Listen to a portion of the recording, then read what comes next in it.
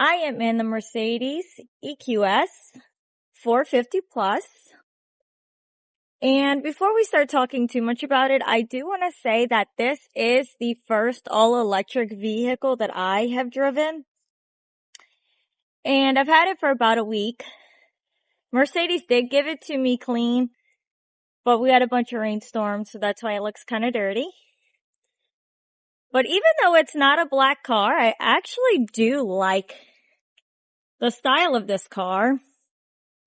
And quite honestly, I liked it so much that we were talking about the potential of an electric car because I was told it only takes about an hour to charge this thing. Well, it died almost, so it got down to 23%. So I went to Mercedes and it took about 3 hours to get only 60% back. So if we were ever to get this for us, I would have to have a charging station at home. But let's go ahead and take a closer look. As always, it has the blinker light here. It also has a blind spot sensor on this triangle right here. I don't know if you can see that. And then these bars don't go in and out, which I do not like because I'm short. So when I'm stepping out, I actually almost have to roll. Let's see if I can show you this. They charged it for me. So here we go. This is where you plug in to charge, and then supposedly, if you use both, it charges it faster, which when I was charging 3 hours for 60%, it was in both. So imagine if they had only used one of them. And then at first, I was like, this is the weirdest car ever because you cannot open the trunk from the outside. There are no buttons, but there is a button. How awesome is that, honestly? Big trunk space. Our normal stuff is back here. And it does have this cover if you wanted some privacy in your trunk space.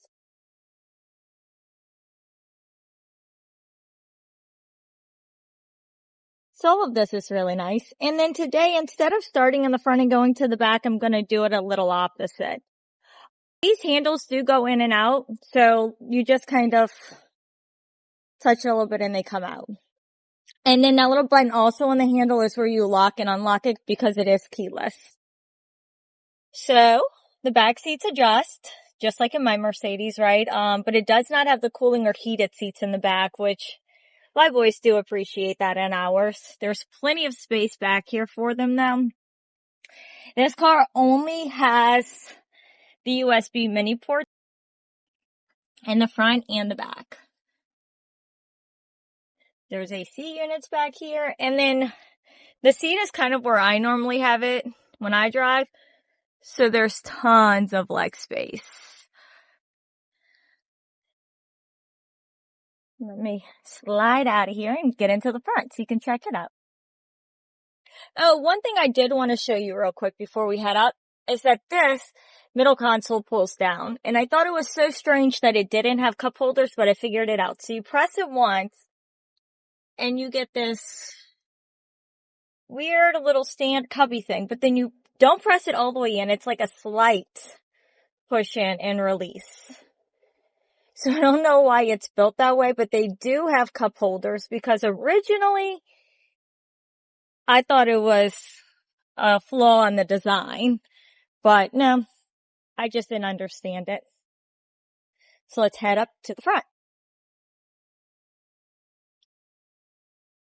So again, the seats in the Mercedes adjust on the door. And this one, just like my car, I can adjust the front passenger seat by pressing this right button. It's got heated seats, cooling seats. I can program up to 3 different users. Oh, that's really fun. And then I can pop the trunk in there. Huge cubbies in all the doors. And then this button here on the seat is just for the lumbar. Now, the car that they have me in does not have the heated steering wheel or the massage seats like mine do. I'm going to go ahead and crank this up. And notice it says ready once it's cranked. Let me push back so you can get a better overview. And I'm going to start with what you can currently see on the screen. So it shows me all three of the back seats. It'll show that they are buckled. They turn green, which they just went away. And then my seatbelt light will flash on and off as well.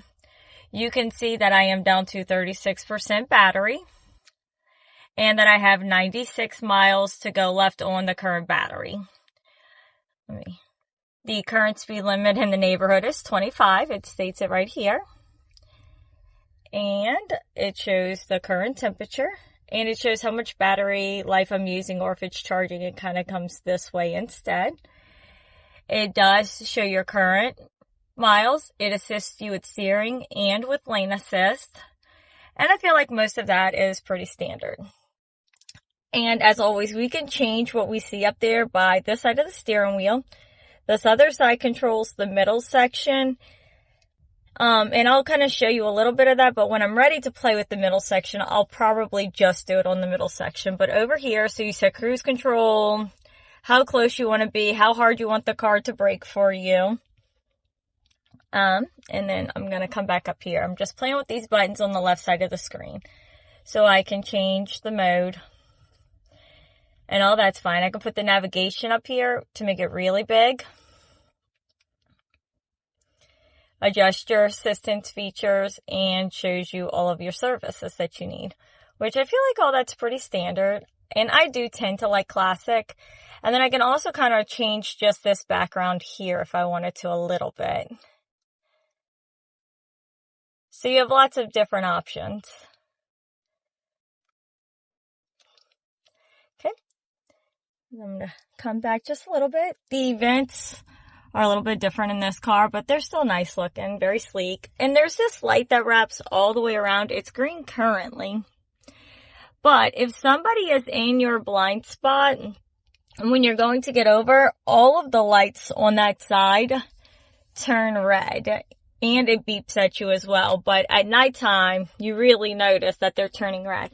And also when I adjust the temperature, let's see, I'm going to make it a little bit cooler. See, it turns it blue. And then if I'm making it warmer, it turns it red. So, I like the light features. I don't know why. I think they're always kind of cool. And before we get to the middle screen too much, I do want to kind of show you this. It does not have a sunglass holder, which I hate that when a car doesn't. But it's got everything else. You can control the sunroof here. You can also control it in the middle screen, but that button's a lot easier to find, so you're not so distracted while you're driving. And it's got all your standard features, your lights, your SOS, pretty standard stuff, just not a sunglass holder. So we'll go ahead and move on to this middle screen. I just kind of flip through. Here is the information about the battery. And like I said, you could tell I'm down to 36%. So I'm probably going to just bring it to Mercedes and take an Uber home, or let them shuttle me home and leave it for the day.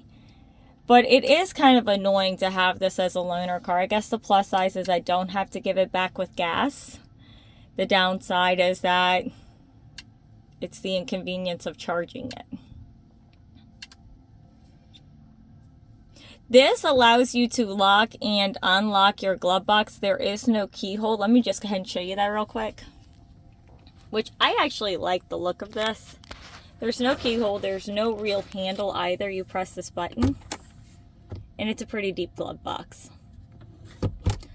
But again, there's no key. So you have to lock it from this middle screen. But I don't have the pin. I guess if it's your car, you set all that up when you get it. But we can't do that.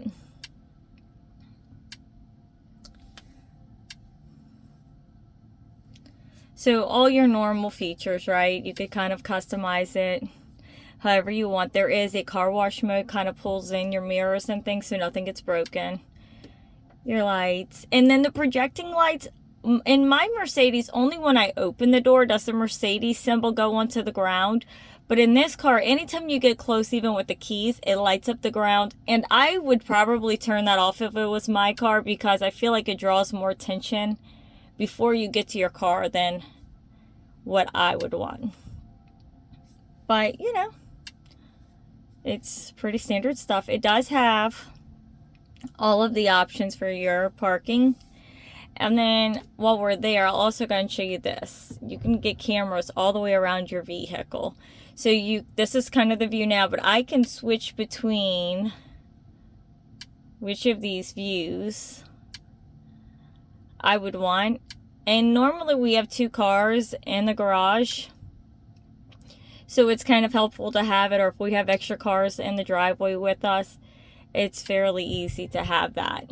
And not only do you have the cameras, but the sensors also ding when you start getting too close and turn red and all that fun stuff. So here, this kinetic feature, I guess, replaced the massage seats.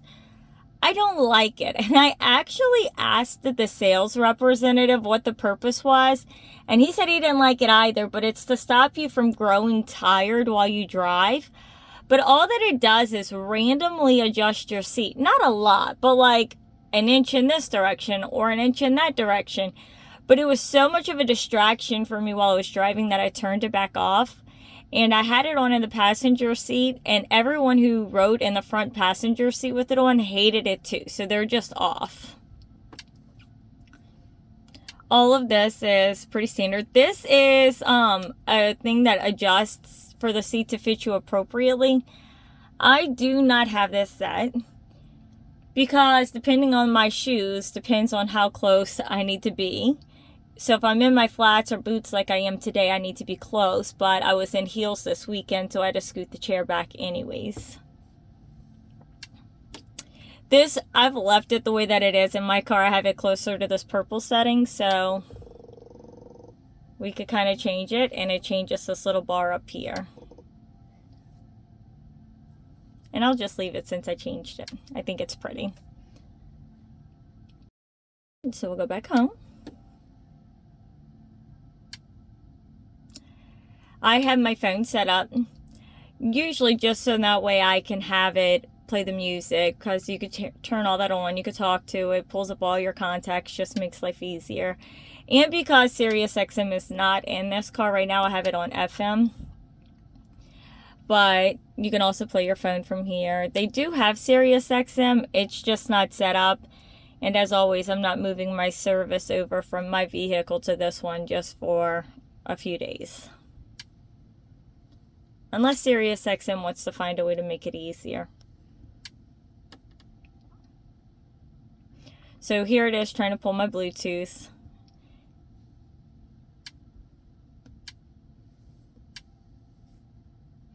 And this shows the battery and how it's charging. And when you're driving it, it will actually show you the back and forth movement, which is kind of cool to look at. But it's not really helpful otherwise. So that's pretty much the home feature. And then all this down here is pretty much a standard. Except for this button right here. This button is part of like this system that I was telling you about. Let me pull back. Oh, not that one. I think it's this one. Yeah, the Mercedes Me and the valet service. This actually acts as a finger pad. So see, I press that button and I get this alert up here. It's a finger sensor. But my fingerprint obviously isn't saved into it. So that's a pretty neat little feature. The power button turns off that whole screen. Your volume buttons. And again, it does have heated seats, but not the massage seats. Your start and stop button. And I do want to step back just so you could see the dashboard. It's interesting looking. It kind of looks like spaceships, but it is the Mercedes symbol. But it kind of reminds me of one of those arcade games where like you shoot things out of the sky until you get close up on it. Still kind of looks like it to me. Sorry about that. So, here is the middle. I have it closed, but it opens and closes as such. But let's go ahead and keep it open so we can check it out. Again, it is the mini USB ports. This thing is huge right here, by the way. Like, my whole hand can fit in there. And I have stuck my phone in there. The cup holders have the little flappies to keep it tight. And extra storage space. This glove box is nice. I put some paper in there just so you can get it for size. Those are full sheets of paper. Well, I guess and a receipt. But it's standing straight up. It fits. There's plenty of space. So you probably could put a laptop in there if you wanted to. A small laptop, not a full-size one by any means. And again, more mini USBs. So this car also has this cubby down here. And it is not big enough to hold my purse. I actually did try with more mini USBs. So I have come to the conclusion that that is built for either a laptop or an iPad. Because my purse is big, but it's not that big. There it is sitting in the seat. It does not fit in there, even with me trying to force it in there. So it's not built for a purse. And I don't know if I'd really want to put a lot of things in there that would slide out and get in my pedals. So, overall, I do like this vehicle. I don't think I would buy one because of the charging situation. Like it went away too quickly, but I did take a picture, so I'll post it up in here. It says, here it is, do not leave people or animals in vehicle.